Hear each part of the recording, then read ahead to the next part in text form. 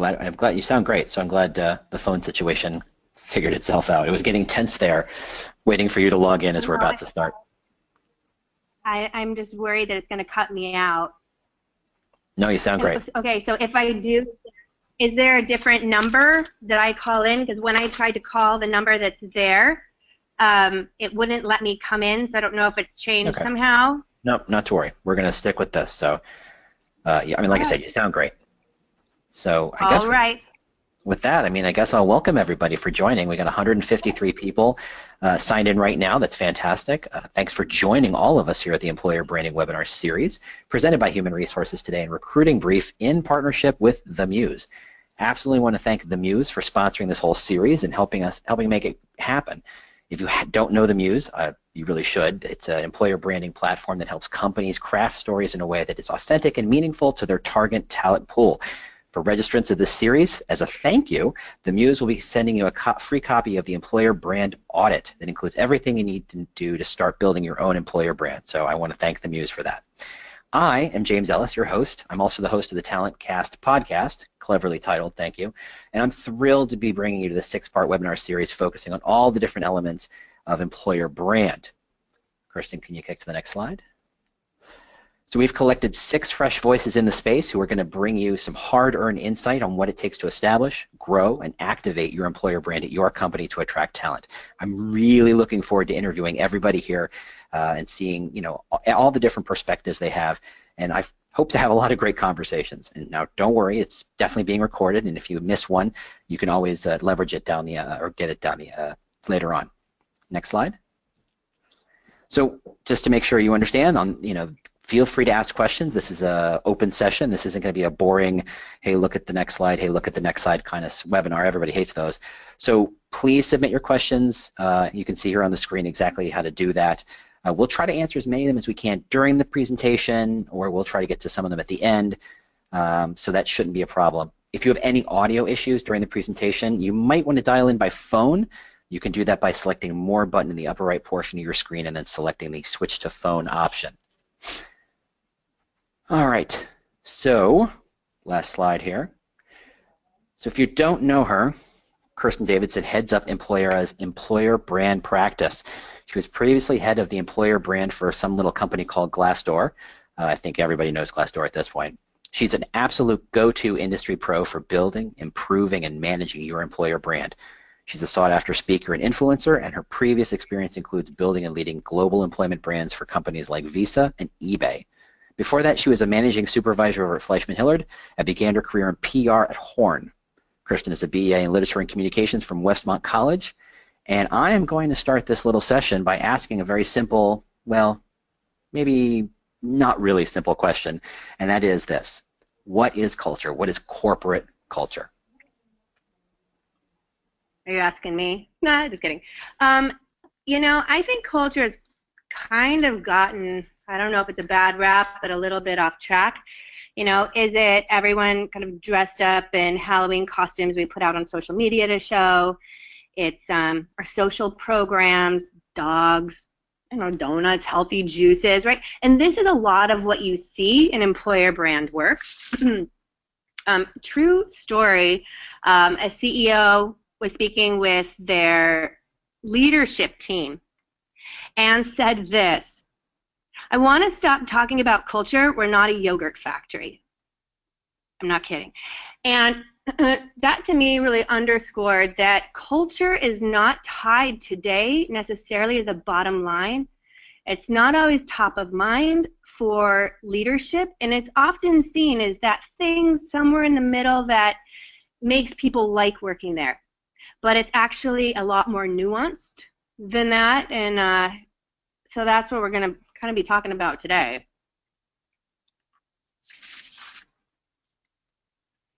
And why is this? It's obviously we are all part of this, but increasing transparency, right? And that one's pretty obvious, but you're held accountable for what's going on in your organization. Leaders can no longer say, well, that's someone else's job. This is something, and it kind of goes hand in hand, right, with your employer brand. What's going on inside gets told outside, Uber is the most obvious example there right now of what happens, but plenty of good examples as well. When a company is good, you want to work there. And so more and more, I think employer brand is not just something that recruiting or HR does. It is your brand. More and more companies are starting to understand that. So organizations are starting to pull together, but that's a new phenomenon within organizations. So can I jump in here and ask a dumb question? Yeah. You're talking about culture. The series is about employer brand. How do those two things, which, are they the same? Do they overlap? Are they, completely different? How do you kind of show or define the difference between culture and employer brand? Well, they're two sides of the same coin. One is external and how it's perceived, and one is internal and how it's experienced. So externally, when someone's searching your company, they go to Google. What news comes up? What's going on in your organization, for good and for bad? Who are your leaders? What are they saying about what's going on internally? And a lot of times those stories aren't related just to employer brand. So then people kind of dive a little deeper. Maybe they go to Glassdoor, see what ratings you have. How do people internally talk about the company? So what's happening internally on all different levels goes out externally, right? And that's where we initially get our perception of a company. It's what attracts us once we start doing research. But then often you get inside, and now you're really held accountable for it. And so whatever you're putting out there has to be true for what's inside, and vice versa. Whatever is true inside is what you need to be putting out externally. SpaceX doesn't talk about their benefits. They don't talk about all the fun stuff. And the reality is they have amazing benefits. But what they talk about is we work on really hard projects. Our people work really, really hard. We have really high expectations, and if that's not what you're down for, don't apply. Right? And that's an example of that transparency, the outside meeting the inside. So when you walk in, you know what to expect. So it's kind of a chicken or an egg, right? If you have problems on the inside, you're going to have problems on the outside. And if you tee it up that everything's going great and you're great for all these reasons, but there's a disconnect when someone gets inside, that comes out. Got it. And obviously SpaceX is a great example because they're so crystal clear in their culture and their employer brand that they're thrilled that their culture really repels a huge number of potential applicants because they said, look, you're not going to be happy anyway. Go ahead and exit the process now before we waste our time interviewing you. And the people who love that kind of challenge fall in love with the brand and they do anything to work for them. Well, and that's exactly right. And every company is different in terms of what they offer and who they are. And the more clear and honest that your employer brand, your external messaging is, the more clear and the more direct talent you get. You're not trying to get 1 million resumes. You're not trying to get 1,000 resumes for one position. Get 50, get 25 that are dead on. That's how you build a strong talent pool. People who know what to expect. They're coming to you for the right reasons, and they're aligned with what your company is. That's the talent you want. Yeah, I always say that anything more than 3 amazing candidates that you bring to the hiring manager is effectively wasted effort, and that's the platonic ideal of recruiting and hiring, is just to bring, here are your 3 choices. They're all amazing. Pick one. Everybody else doesn't even count. Yeah. Saves a lot of time and money, and that's the point. All right, didn't mean to derail you. No, that's actually a great segue. It's all about saving money. I talked a little bit about just up front, what is culture, and I think it gets confused. Culture is a bottom line issue. It's something that drives the bottom line, and you have to be tied to the bottom line when you talk about culture to get the attention that you need in the organization, to get the resources that you need to actually make fundamental changes.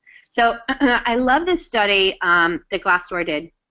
Well, what they did to really analyze this is take a look at all the public companies who've won the best places to work with. And what they did was they looked at the portfolios a couple different ways here. So, you know, the original class, so if you just invested in the ones who originally won the award, and that's just all you did all the way through.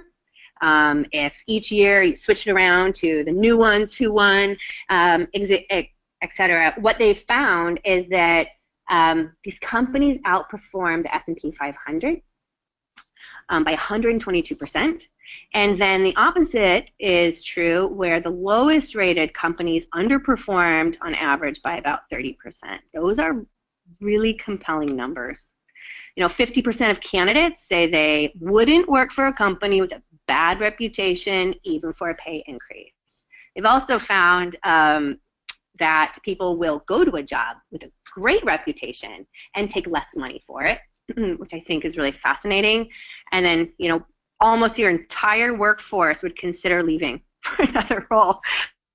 He doesn't have a good reputation. That's pretty demoralizing for people, right? So, and, you know, people talk a lot about who owns culture, and I hear often it's everybody, and that's true, right? Like, we're all responsible. We all hold a piece of that and take that culture forward, but it starts at the top.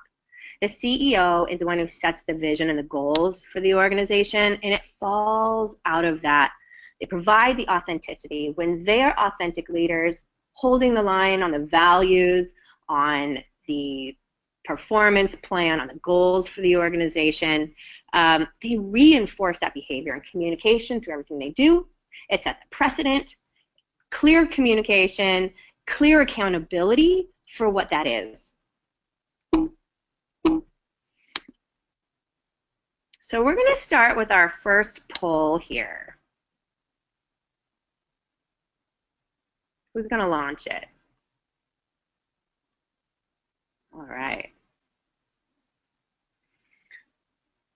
We're going to find out for people for whom culture is a top priority for their CEO. I was speaking and forgot I was muted. Yeah, so go ahead and put your lunch down. I know that's what you're all doing. Just go ahead and answer the poll. We got about, almost 70% participation. Give it a couple more seconds. Oh, it's neck and neck. This is fun. Who's gonna win? Who's gonna win? Just a couple more seconds. Oh, it's evening up a little more than I would expect. All right, 10 more seconds. There's still 17% of you who haven't voted yet. Don't make me hum a theme song. All right. Come on, come on. All right, we're going to call it. So the answer is 58% said yes, culture is a top priority, and 42% said no. 58% said yes. We got as high as 60% yes, but it lowered a little bit down to 58.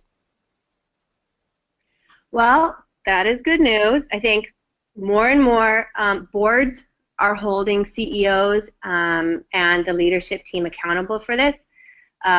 Shareholders are holding them accountable, but we also see that almost half of people on this call alone are saying it's not a top priority. And if you're anything like me, your experience internally, as mine has been through parts of my culture, is it feels like banging your head against the wall, where you're doing your best to, go where you can, do what you can without full resources, kind of in spite of everything. That's a tough place to be. And so what do?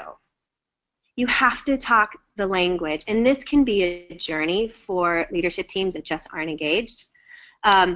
But when you can take a little time and drive this to the bottom line, there's key pieces here that really point to the money that's going out of the organization because of it, the money that you're saving, and the talent you're bringing in, so retention, everything else. So your employer brand reputation, right? Glassdoor, how people see you, how they're coming in. Your corporate reputation is a big piece of it.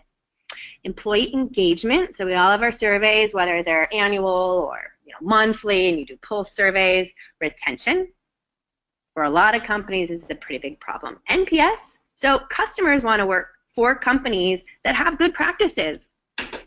Business performance overall, recruiting metrics, and then employee performance. So, how engaged are they? How much are they performing? Innovation, etc. And what's tough about putting this together is different groups hold these different measurements, and they're held accountable in different ways. And so, pulling this story together and the business case for it is a cross-functional thing in and of itself. Does that make sense?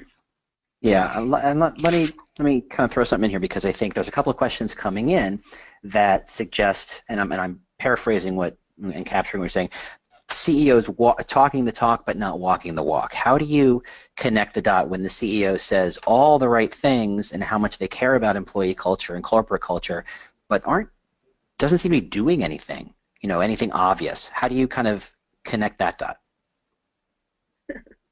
Well, so one thing I would say is oftentimes when leadership teams, when CEOs get really engaged and start to really think about this top of line is when they start to see Glassdoor reviews that are calling them out and holding them accountable, and now it's going public. So that's one way. And that's true that for many, many years, being a CEO has been about the bottom line, right? And I'm talking about the bottom line. But because the CEO sets that agenda and drives the authenticity for it, they're now being held accountable in a different way because of the transparency, because of what people say. They no longer can say, well, that's not really my job. My job is to just run a successful company. Running a successful company is managing your culture. And when that starts to break down, when that starts to go public, the CEO gets involved. When there starts to be personal reviews on Glassdoor, they generally get involved. People don't like being held. That's tough. That's scary. And so it can be a journey. But when things are going on internally and they're not holding the line and the culture is suffering for it, it gets out. And that's where they get held accountable by shareholders, by boards. And when you can continue to make the business case for their involvement, their engagement, their accountability, it can start to shift things. But it can take time. This isn't something that happens overnight, partly because it's not always the skill set that CEOs are chosen for. I think over the next 10 years, this is going to change dramatically. I think this is already changing fairly dramatically when we see almost 60% of people saying, yes, our CEO does support this. We're going to see that number shoot up over the next few years because the skills it takes to lead a company have shifted. That's interesting. So your suggestion is to figure out how to align with what your CEO values, and since they're effectively accountable for profit and growth and stock price and all that stuff, show how the bottom line, culture isn't just a fun thing. It's not just a frozen yogurt. It is, in fact, driving that bottom line, and that should get enough attention to facilitate or support the rest of the conversation. That's right. And, the study that I showed earlier from Glassdoor is exactly that. It's publicly traded companies who are recognized by their employees as having great cultures and places people want to work significantly outperform their peers. And that's the bottom line. That is the bottom line of culture. The bottom of the bottom. It's a very bottom. It's the but it really is. It is the foundation of a successful company. When you have a great culture and people want to participate, people feel loyal, you have people who stay, they feel proud of the company, they're more engaged in the products that they're building, they're more engaged with their managers. Managers are more engaged to manage their teams, to grow their people in a significant way. That affects the product that you're building, the services you're delivering, customer service, and that affects your customers and how they want to work with you. Okay. So look at boycotts all the time. When you see a company with bad practices and a bad culture, you start to see like, I'm not using this company. It starts to go on Facebook. We're boycotting them. I'm never using them again. And it hits the bottom line. Yeah, I'm sure that if you knew that whatever brand that was beloved by you turns out that they were very bad to their employees, that would impact your perception of the consumer brand, which is a clear and direct correlation to how likely you are to buy in the future. Yeah. Right. I mean, I can pull up some obvious examples, but you go to the competitor and you want to support them. Yeah. All right. So I'm completely bought into this concept that culture is a thing and it's important. How do you, let's get real. What is how do you build a culture from the ground up? And if you can keep in the back of your mind, there's a great question here in the poll saying that it says the CEO doesn't really care about Glassdoor reports, but we have issues, culture issues that need to be addressed. How do I address this? I think those are very parallel questions. So how's that? How about that? Yeah. Yes, and just noting that to myself. I mean, that's a really good point. And there,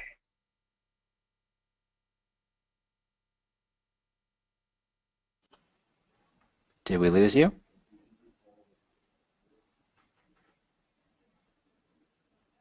Kirsten, you there?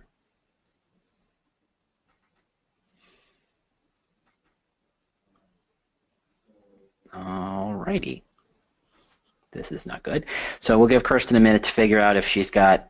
Yeah. Okay. Thanks for the confirmation in the questions. You're losing audio too. I'm presuming you can hear me, and we've all lost Kirsten. Hopefully she'll come back in and realize that she's out. That's the worst part. I've done these things where I don't realize I'm talking to a brick wall effectively, and no one kind of taps me on the shoulder and said, we can't hear you, because of course we can't tell her. So we'll take a moment. Hopefully she'll come right back on, and this is the part where I get to vamp a little bit. Thanks everybody for the questions. Hopefully we're answering them as we go. Okay, good. Thank you, Amy, for telling me you could hear me, and Sandy, thank you. I don't have any material to kind of fill in the space here. We'll just check. Wait one more minute.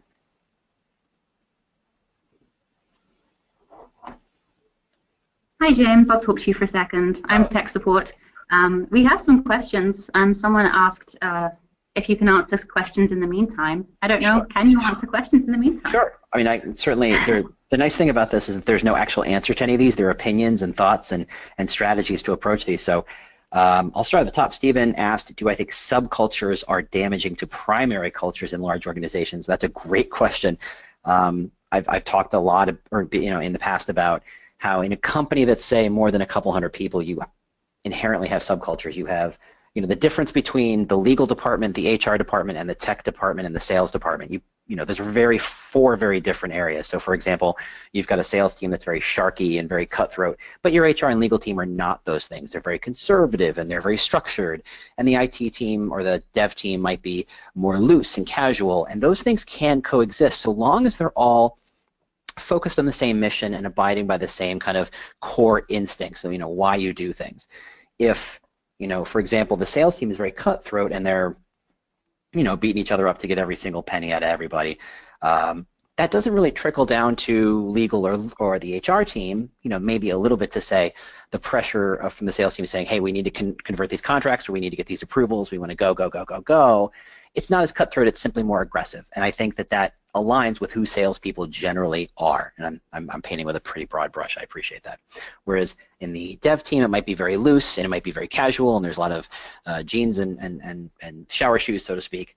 I don't think that doesn't connect. Just because you live in and move in one particular tribe doesn't mean you can't translate and speak a language of other tribes. You understand the cultures and rhythms of those other tribes. So long as they do all align to that same kind of core goal of either satisfying customers or developing something brand new, or work-life balance, or whatever the core motivation is, so long as they align, you can make that work. I don't think it's too disharmonious, if that's a word. Scrolling through questions. Kirsten, you back? We're talking about alignment. We had that question about how do you align culture but avoid hiring only like-minded people? Yes, I wrote that one down too. I really want Kirsten to answer that one because I think she's better versed in that. I don't want to. I'll hold off on that. If Kirsten can jump on that one, I'll let her do that because she's going to be better at that than I am. Let's see what else. Let's see. Do I see cultures change as organizations grow and CEOs change? Absolutely. This is a great question. I think who you are as a startup and who you are as a growing company and who you are as a peak, a company that's plateauing or kind of peaking out. They're very different companies. They're very different cultures. There are plenty of companies that talk about we want our people to have fun, and it's very hard to say we're having fun when our company is in decline. That's a very rare situation. You have fun because the company is growing. The company's growth tends to create opportunities for fun. Fun isn't just about pies in the face and telling jokes and creating your stand-up and improv team. It's about achieving something because you're not at work to have fun. You're at work to achieve something. Whether it's to achieve a paycheck or to achieve a bonus or to achieve a sale or to build a project or whatever it is, you're there to achieve something. And when you're in progress towards that goal, you're having fun. You're laughing, you're joking, you're enjoying yourself. You're doing all the stuff that you want. Work is satisfying. But in a place where things are in decline or it's growing too fast, where things are just chaotic and cacophonous and nothing seems to make sense, it's hard to have fun. So it indicates that in these different phases of a company, there's different cultures. So I think of a startup that's just a handful of people trying to figure out who they are and what they're about, and they're working 12 to 16-hour days just to make it happen, and they're trying to build that minimal viable product that people can see and go, I understand what that's about, and invest in it.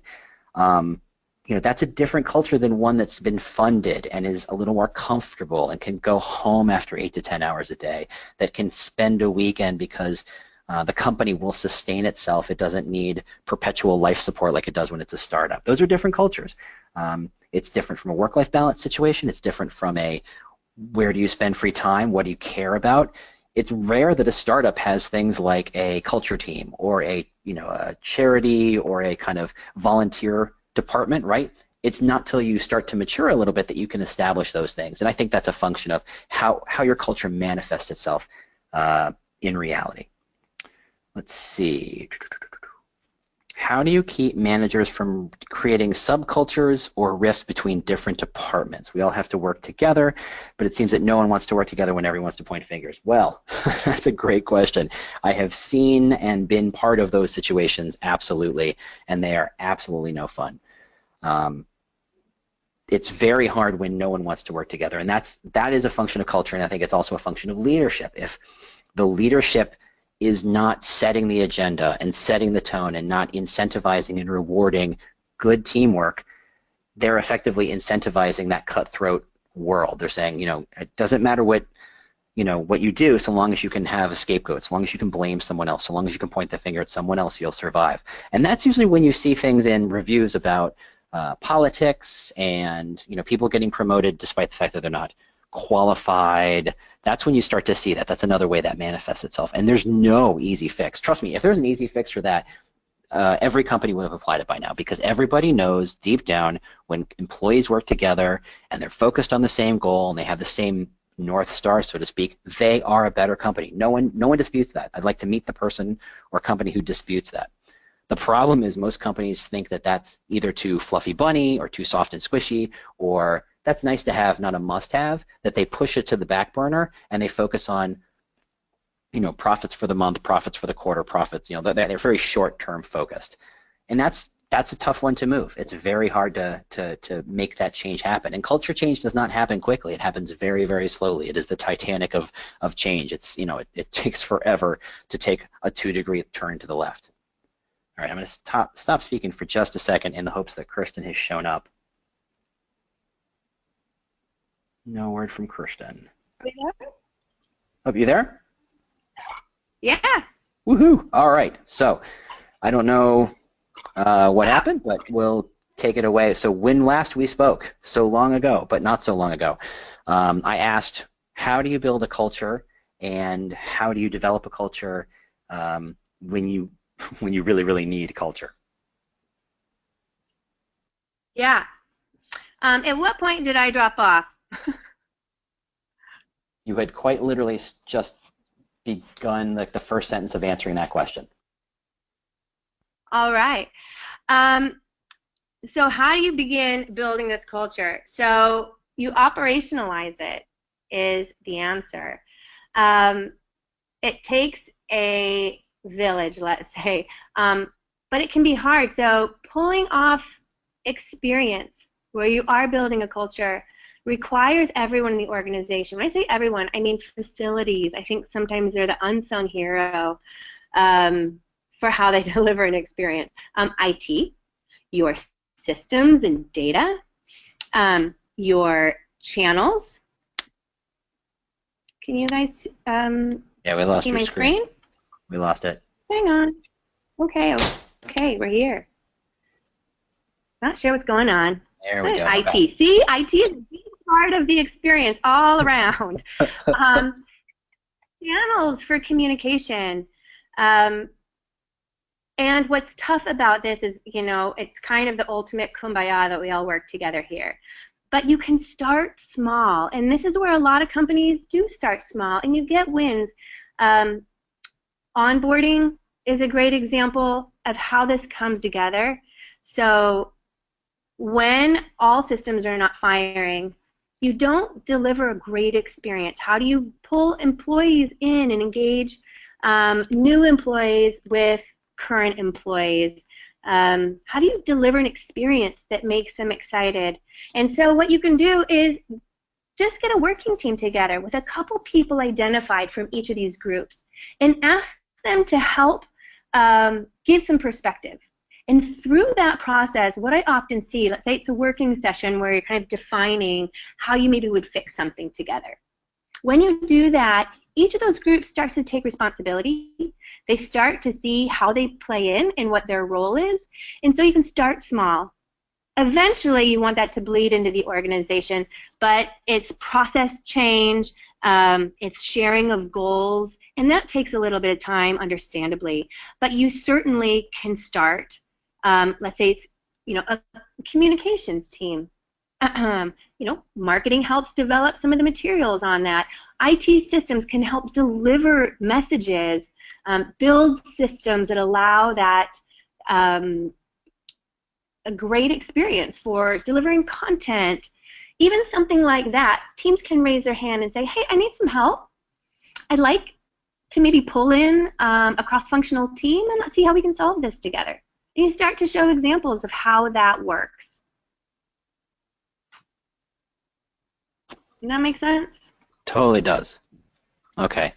So, I just go ahead. I know that can feel like such a big job, and it feels so like impossible for many companies where it's just not the case. But even in an individual job, you can raise your hand and say, you know, hey, here's something I'm struggling with and working on, and I'd love your perspective. People like to help out when they're asked for their expertise. You know, and then you can also say, like, how can we work on this together? How can we bring this to life together? And they'll start to take their own responsibility. And you can start to make bridges in the organization. Everyone starts to see results. They start to see themselves and their responsibility and their role, and it does grow from there. So, and obviously it's a huge process. You can't just simply flip a switch and, hey, the new culture is X. Hey, by the way, we're all team-oriented. That never, you know, no matter how many posters and T-shirts you make, that never really happens. So, you know, how do you encourage people to be influencers and to keep pushing for that change to happen? I mean, obviously, if you can spark it from the top and get people excited about it from the bottom, how do you keep the fires burning? Well, here's what you do. You start with the influencers. You start with the people who are super engaged, who are culture carriers. There are absolutely people at your organization who are, and you probably know them. And so you pull them in. And you might pull them into a design session where you all sit around and say, how can I leverage you? You guys believe in this organization in a really powerful way, and I want to start with you helping to carry this. I want to start to think about with you what we might do on social. What might we do internally?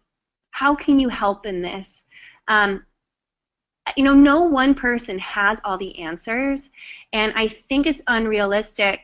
And if any of us are responsible for this, it's impossible to drive this yourself, and to have all the answers and to say, I'm tasked with culture, I got to fix it. Yeah, but you can also just kind of drive the strategy, and you can lean on people who can help. And it's okay to crowdsource it. I think it works best when you do. It doesn't have to be, I think a lot of companies do this thing where they do surveys out to everybody about, everyone's feedback, and that gets hard to sift through. I like to tell companies to start with what's working. And that's, the people who are already super engaged, and you build from there. Now, yeah, you have to fix the stuff that's not. But when you start to really focus on, here's everything that's not working, and how are we going to fix it, I've experienced that it's actually much more seductive to kind of talk about all the stuff that's broken instead of also taking an opportunity to talk about what's working. And I mean, that's human nature, right? Think about yourself or your really personal relationships.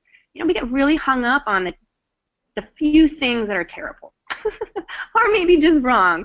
But there's this whole world of, what each of us brings that's really special. And I think it's the same thing for an organization, regardless of how it's struggling. And so find those points of light, engage those points of light, and kind of set them free.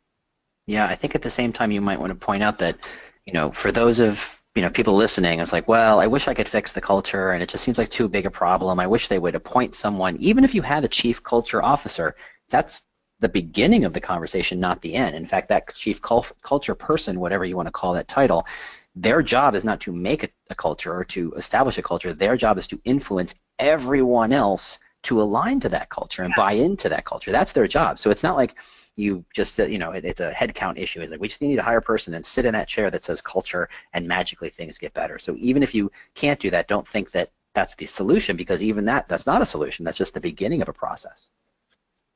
Yeah, you're absolutely right. You're absolutely right. And I mean, that person can drive a strategy, but I think coming to this work with humility, with an open mind, is much more effective than trying to come in with answers. Because, especially when you're really struggling in your organization, people are generally pretty cynical.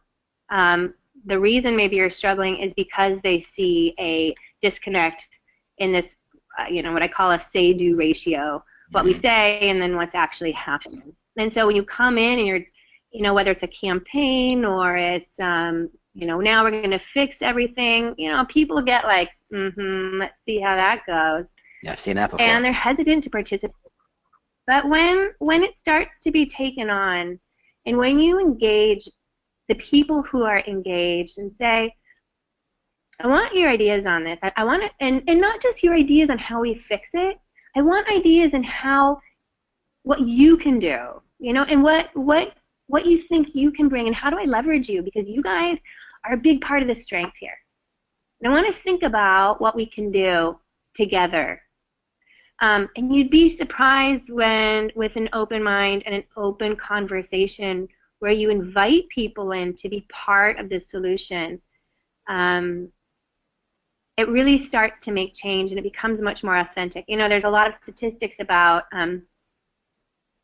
people trust, word of mouth and people they know much, much more than a company. And that's true on a micro level inside an organization.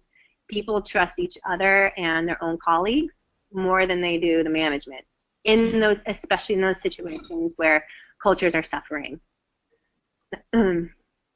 So would it be fair to say that one of the first metrics you should care about when deciding to care about culture is not to say, how do we change our Glassdoor rating, though that's a way of doing it, but to say, what's our participation rate? How many people are willing to care enough about the culture, even if we don't define the culture or change the culture just yet? The more people we get engaged with the conversation about culture, the more likely we are to have a successful project or a process. That's one of them. What else would you add? The thing I'm pausing on is it's really different for every organization.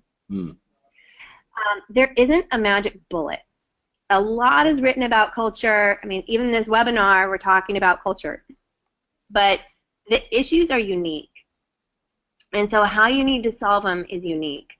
It's getting your arms around, what people are saying that that isn't working. And then it's spending time getting under that a little bit. So let me give an example of that. So I was recently talking with a company, and they were saying, our problem is that the mid-management level, and this is common across a lot of companies, but they feel like that kind of mid-level manager, maybe they're kind of young at the company, they've been promoted, but they haven't really been trained in how to manage and how to build a great team. And so that's what they wanted to talk about, and kind of what they wanted to develop some systems and training for, et cetera. But when we started to dig under that a little bit, what was happening was these managers weren't really empowered. And so they were going up to the next level and up to HR and saying, this is a problem. And then HR would kind of get involved and say, all right, well, here's what you need to do. And so, what we found is a lot of what needed to happen was to back off and let those managers struggle just a little bit so that they could be empowered to have to kind of figure it out and grow their skills. And that was kind of an organizational shift. But it was different and more nuanced than our mid-level managers just don't have a bench strength. Yeah. It was kind of analyzing the why and getting under that. And so I give that example only because what's driving it in your organization is a little bit different than any other organization. I mean, the ultimate, what you're trying to get to is the same. Your issues in terms of how they're playing out could be really similar, but it's being able to get under that a little bit and kind of those nuances so that you can really start to make change. And so in this case, it was working with the more senior level to say, all right, here's what you need to do. You need to actually make a change, and then you need to hold managers accountable. And then we could start to train that mid-manager level because they were empowered and they knew that if they went up, they were going to get told to just rely on these different trainings, rely on these values, rely on kind of the expectation of leadership for them. And that's what started to make the change. Got it. And so, does that make sense? Yeah, absolutely. All right, so do you want to try and launch this next poll? We have a second poll here. Yeah. Okay, so the question is, what are the biggest pain points in your culture? We'll wait a minute for everybody to chime in here. Should just take a couple seconds to do it. While you're answering, Kirsten, there were some questions here. Two questions I want to point out that you can kind of keep in mind. One is establishing culture in a remote workspace, i.e. people are, distributed a bit more. And there was another one. There's another one. In that way, does it mean a mobile workforce or people who are, to them, not connected into a office location versus like a location? Exactly. Well, I guess it's true for. And then so I'll take that one first. Okay, and then the other question was, I lost it. Hold on. How do you hire? This is a very early question. How do you hire people that are aligned with the culture but aren't effectively creating a homogeneous workspace? How do you create, you're not hiring the same people over and over again? That's the second question. All right. Got it. Okay. Yeah. That's really good. So on the remote piece, a major part of it is communication. Major. And thinking about that group as as part of your employee base. I find that so when you are remote, you don't always get the communications. Maybe it's sent out, but it's not relevant to you. So it might be like, for example, one thing I've experienced is that there's an email that goes out about an event that's happening. Maybe it's a happy hour, maybe it's a celebration of some kind, and these people are like, great. And it reinforces that they're not part of that. If you're thinking about this group and you're thinking about the importance of engaging them, either you can find ways for them to participate. Maybe there is one thing I've seen that a company did really well. It was an anniversary and a big celebration for this milestone. And so there was this big company party where they all got together, and what they did was they sent a like physical piece to each of the remote people along with a bottle of champagne so they could celebrate. That's just one example. But that's a company that's thoughtful about that, and you have to think about it, and you have to think differently about it. It is a different group of people. Indeed. And the same would go for you know, maybe a small team that's more remote. And so you have to think of them top of mind. Maybe there's certain communications they're not included in because it's not relevant to them, and you don't want to send that out to them. But for those big moments, how do you make sure they can be part of it? If you're doing an all hands, making sure that they're set up with the technology that they need to be able to dial in. Make sure that if something gets sent out to employees, they get it. And it's just being smart about that and having a strategy for it. Got it. I think. That's a great answer. I love that. All right.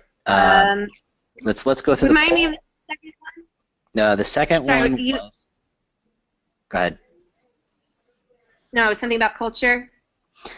More than likely. And now I'm blanking on what it was too. Let me go look. No. It was. I wrote it down. How do you hire for a particular culture without becoming homogeneous in your own employee base? Yeah.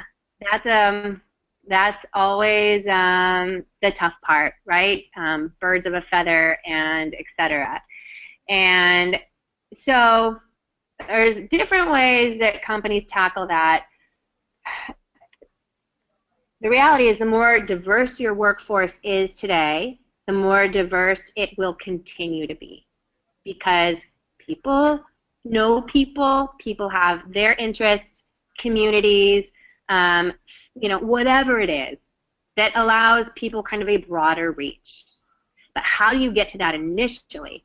You know, people disagree with me on this part, and but I think that it's the company's job to talk about expectations, to talk about values, to talk about mission, and what the company is aligned to, and what it's like to work there, and what they're asking you of.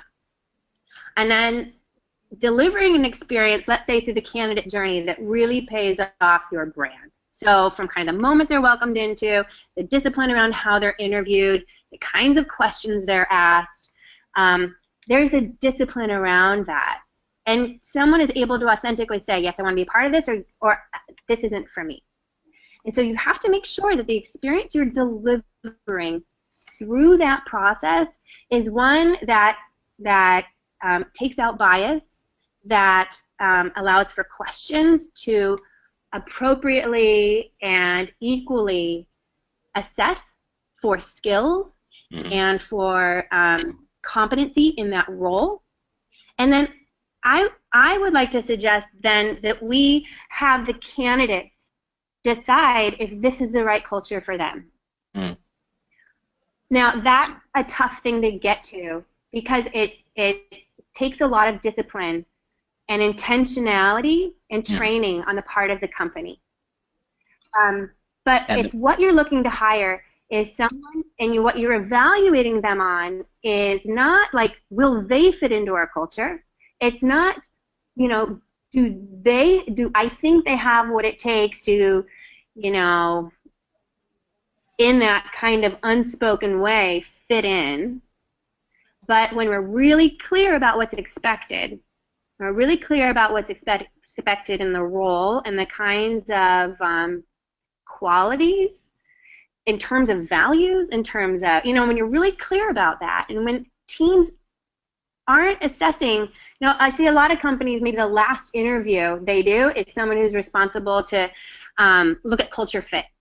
And I think that's deadly. Being the last one? And there's a balance here. And what was that? Being the last interview or being an interview at all? Well, being an interview at all, I do see it as being that last one. So they've made it all the way through, and now they have someone who, maybe they're a culture carrier, and it's well-intentioned, but that gets dangerous because then it's really subjective. And the more you can take the subjectivity out of it, and you're building an organization around the mission, the culture, and what you're building toward, versus whether we all like each other, because there's always people you have a tough time working with, regardless. But can you all play on the same team?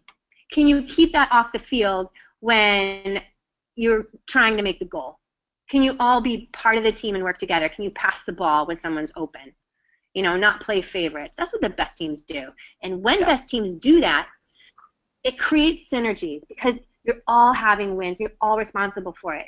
And that in and of itself breeds that synergy, and that's what kind of bleeds out into the organization.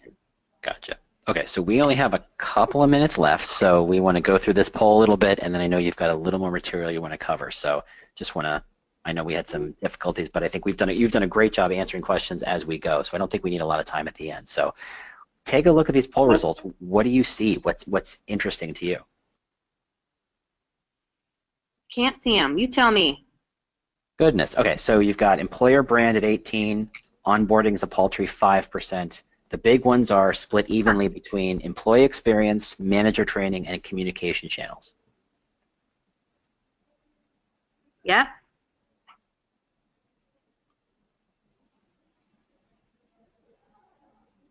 All right, so let's take on, all right, well, it's interesting that the employee experience, manager training, communication channels are all coming in at about a third. And I would say that, again, it's that nuance piece. So employee experience is the result. Communications is a function a lot of times, and how it's received is kind of that say-do ratio, right? And then manager training, again, there's often a lot of nuances under that. So I was just kind of talking about manager training, but getting under exactly what needs to happen there, I'm not surprised by these because manager training especially it's an epidemic where companies don't have the discipline to really train managers. And if they are training them, it's maybe it's someone from the outside coming in, maybe it's an online course that they take, and it's about kind of traditional management, but it's not necessarily tied into how to take forward the values and the expectations for your organization. Accountability for developing the teams. The higher you go in an organization, I think the more you need to create a team that can do the work. And a lot of times the people who get promoted are people who are really great doers, right? And so manager training can be a complicated one. When there's a learning and development team, it's how do we deliver this on an LMS? Kind of how do we check the boxes that everyone has received? Maybe it's bias training, but they have to be held accountable then, and it has to be actionable. When you see that tied to bonuses, when you see it, show up in a way that really impacts people, that's where things can start to make a change. And then in terms of employee experience, again, in an unintentional culture, like I was saying, a lot of times this happens in pockets. And when it does, there ends up being, toxicity because there's always teams that aren't working well. And so the more that you establish those values, the mission, and communicate it. So I also think communication channels, so for example, maybe you're putting in, let's say, your communication channel. And hold on, let me back up what I mean by that, because that sounds really simple. But it's a way for, hold on. One of the key ways that drives a culture is how people communicate. A lot of times that happens over email. And that's kind of the extent of it. But more and more companies are starting to use Slack, Chatter, Yammer, all these different things. It allows people to engage real time. And I think that's great. But then you have to stick some kind of governance around that. And how do you do that? What's appropriate to share over that? And then also, how do executives get involved in that? And all of these things, employee experience, manager training, comms, all of it, it starts with a strategy. And the strategy is what's aligned to the bottom line. Is your strategy to engage? Is your strategy to retain? And you build it out from there. And you invest out from there, and you measure from there. It can't just be for its own sake. Like, we want to make the employee experience better because people are saying it's not. All right? Well, you're looking to figure out how to drive it. You start with where it's hitting your bottom line. And you create a strategy. You create a plan. You have to make sure that the organization's investing in it. You put the resources against it, and you measure it. And that's how you make change. So I talked around that one a little bit to kind of bring it to life, because they all are integrated. But it's got to start with that strategy, and it bleeds out from there. Got it. All right. What do you want to talk about next? We only have a few more minutes left. I guess, what can you do? Because it can feel so big. It can feel so overwhelming. I know that. So first, it is that bottom line issue. Is, where are you bleeding? Where is the real problem? So yes, the problem is an employee experience. Yes, the problem is morale. Yes, the problem is we don't have managers. But then what's happening because of it? So what? Is it people are leaving? Is it that you can't hire because they're getting a bad reputation? And then so what? When they're leaving, are you finding out what? Where are they going to? What kinds of things are exactly that they're leaving for, right? And so you just kind of keep asking that question. You keep getting under it. And then you can make a business case for it, and then you can put a strategy against it, and then you get the budget for it. I say the CEO sets the culture because that's kind of the hard reality, and that is a larger process. Look for ways to engage leadership. There often is a leader who is very much a champion of the culture, and you can start with that person and show the results. Work with them to kind of build a campaign around influencing executives, around showcasing that team's productivity, how successful they are. You got to work it a little bit. You got to be able to speak that bottom line. Great cultures are intentional, so you start to operationalize things. It could be communication channels. It could be the interview process, because you really need to work on that diversity piece and hiring people that align. Figure out where you need to get intentional and start to put processes that are repeatable and codify that. And they're operationalized. When you start with that strategy, you're able to put in the communication.